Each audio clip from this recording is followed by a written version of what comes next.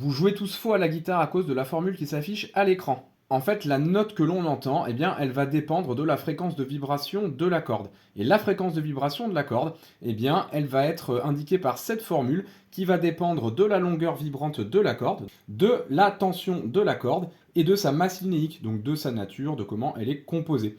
Et du coup, eh bien, quand on joue une note, les frets sont positionnés à l'endroit théorique qui fait qu'on a la bonne longueur pour que la fréquence de la corde soit bonne pour avoir la note juste. Sauf que on a une action sur nos cordes. Quand on appuie pour jouer une note, on va avoir une longueur qui n'est pas la longueur théorique pour avoir la bonne fréquence, donc pas la bonne longueur de vibration. On va rajouter de la tension quand on frette, et du coup tout ça fait que la note va être fausse.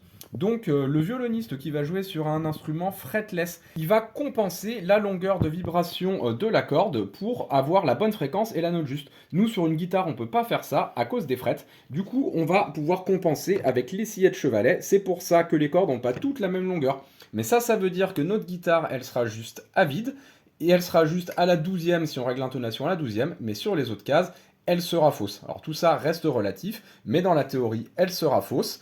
Voilà, donc pour la petite explication, si jamais la conception des guitares vous intéresse, eh bien n'hésitez pas à aller voir ma masterclass gratuite sur la conception et fabrication de guitares. Je vous mets le lien dans la description ou dans la bio, sinon vous retrouverez dans les descriptions de mes vidéos YouTube.